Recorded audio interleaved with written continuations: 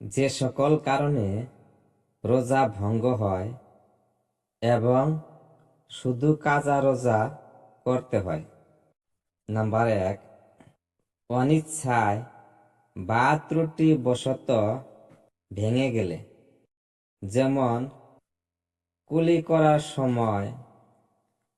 করার সময় হঠাৎ গলার মধ্যে পানি প্রবেশ করলে। নাম্বার 2, ভুলবশত খেয়েছে বা পান করেছে, তাহলে শুধু রোজা কাজা আদায় করা ফরজ, কাফারা নয়। নাম্বার 3, মুসাফির মুকিম হয়েছে, অর্থাৎ স্বদেশে ফিরেছে। হায়েস ও নেফাস বিশিষ্ট স্ত্রীলোক পবিত্র হয়েছে।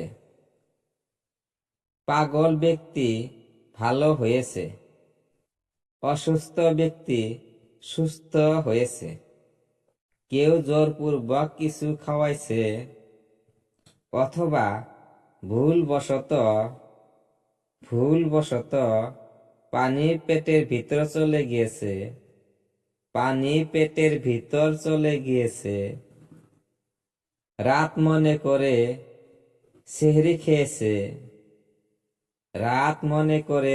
খেয়েছে, কিন্তু সকাল হয়ে গিয়েছিল।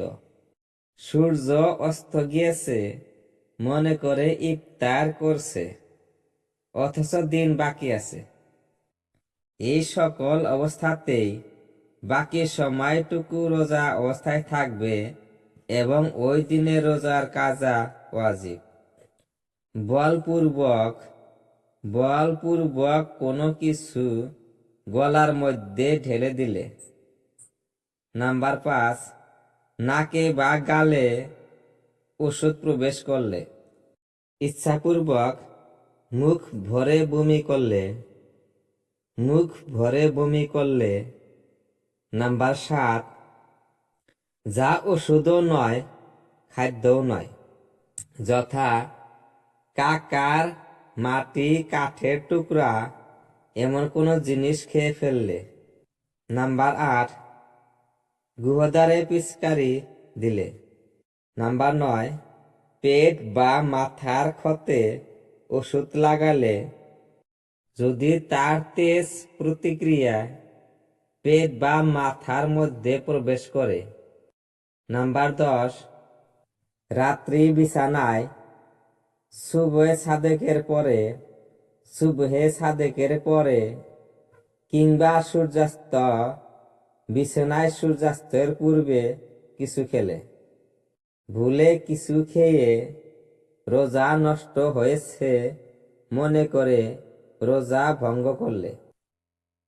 নাম্বার 12, মুখে বমি আসার পর পুনরায় তা গিলে ফেললে প্রভৃতি কারণে রোজা নষ্ট হবে। এমন অবস্থায় রোজার কাজা করতে হবে, কিন্তু কাফারা আদায় করতে হবে না।